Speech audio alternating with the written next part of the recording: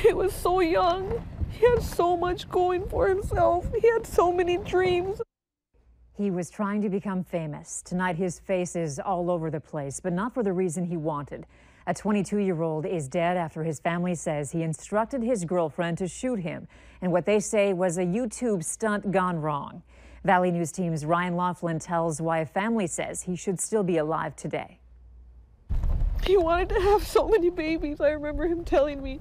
22-year-old Pedro Ruiz wanted a big family here in his home in Hallstatt, Minnesota. They were in love. They loved each other. It was just a prank gone wrong.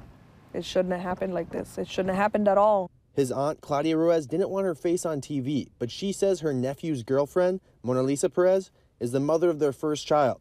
She's also 7 months pregnant with their second kid on the way. It was this White House where people heard a gunshot ring out from. Soon law enforcement closed off this stretch of highway. A med helicopter actually landed here, and people even watched them do chest compressions on Ruiz, but it was too late. He was pronounced dead. This is where the prank happened, and this is where it went wrong. Are they good, baby? They were trying to achieve YouTube fame. This prank is of baby powder on a donut his girlfriend fed to him. To rack up views, subscribers, and notoriety, they amped up their pranks. He had told me about an idea, and I said, don't do it. Don't do it. Why are you going to use a gun? Why?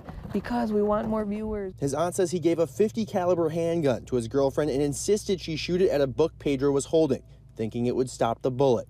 They even said they had already tested it. I don't know why they thought the book was supposed to stop the bullet. Now his pregnant 20-year-old girlfriend is behind bars charged with reckless discharge of a firearm. The fact that she's got to live with this for the rest of her life, that alone is a charge to me.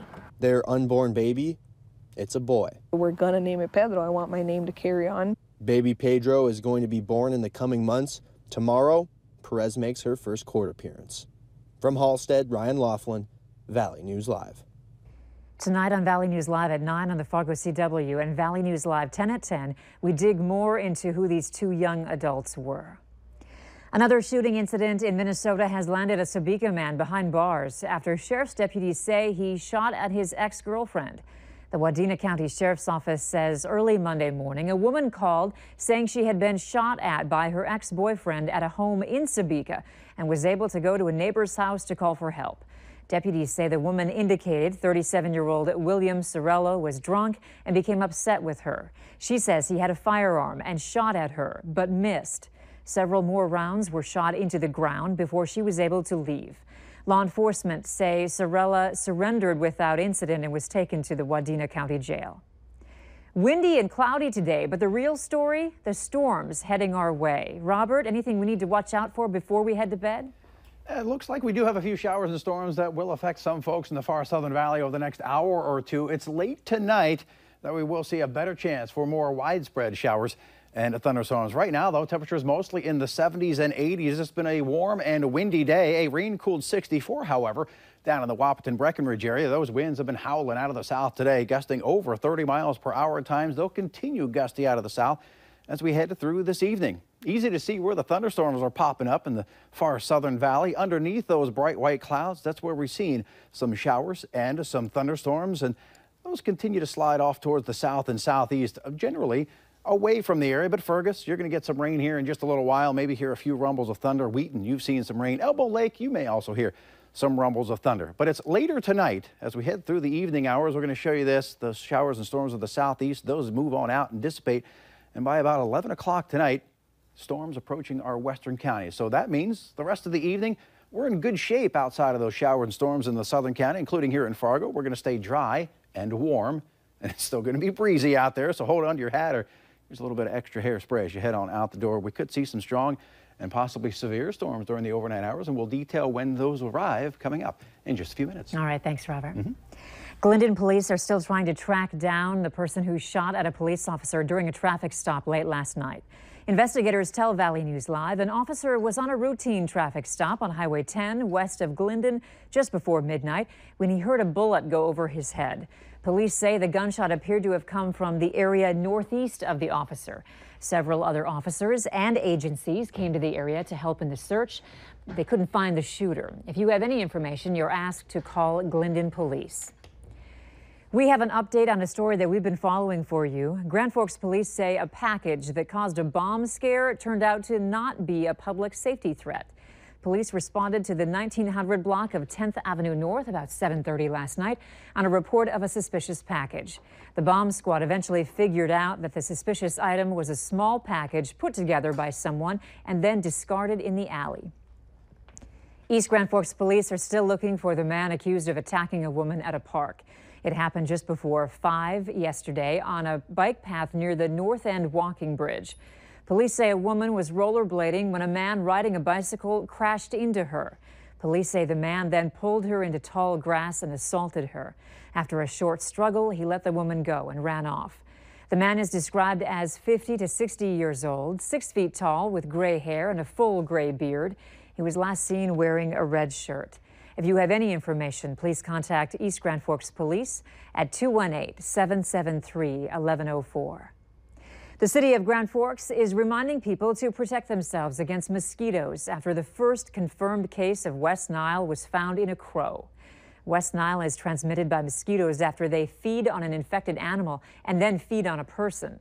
To help reduce your risk of getting it, the health department recommends using repellent that contains DEET, limiting outdoor activities between dusk and dawn, and also wearing long pants and long sleeve shirts when possible. Last year in North Dakota, there were 85 West Nile cases in people and 2 died. The Republican health care bill is now facing similar problems in the Senate as the previous House version. Senate Majority Leader Mitch McConnell has now postponed a planned vote on the Republican health care bill until after the July 4th recess. But speaking to reporters today, McConnell said discussions continue and he remains optimistic. Look, legislation of this complexity almost always takes longer than anybody else would hope. But we're going to press on. We think the status quo is unsustainable for all the obvious reasons we've discussed over and over and over again. And we're optimistic we're going to get to a result that's better than the status quo.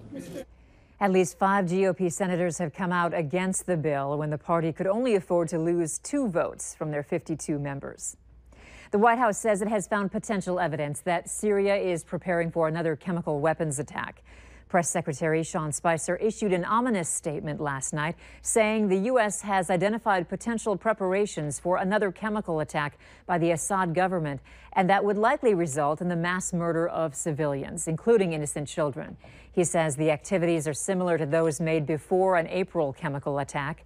Spicer warns that if Assad conducts another mass murder attack using chemical weapons, he and his military will pay a heavy price. The White House has not yet provided evidence to back up its claims. Remember to like Valley News Live on Facebook. You can follow the latest news, weather, and breaking news updates anytime on your feed. Just search Valley News Live, like our page, and you'll stay informed throughout the entire day. It's a big day for a select group of Carson Wentz fans. 125 were chosen to get autographs from the North Dakota native turned professional football player. And it's all happening at the Avalon Event Center in South Fargo. That's where we find Valley News Team's Christine Stanwood. She joins us live. Christine, how big is that line? Oh my goodness, Andrea, we just stepped inside. Carson just walked right through that door over in here. Now he's taking pictures with fans. We're going to have you get a good look. People have been waiting for a couple minutes. People are posing for photos right now, and they're actually going to get one item signed. Take a peek. Yeah, they're having this amazing opportunity with North Dakota native, now turned Philadelphia Eagles quarterback Carson Wentz. Very exciting day for these lucky fans. 125 people were chosen through a Shields contest.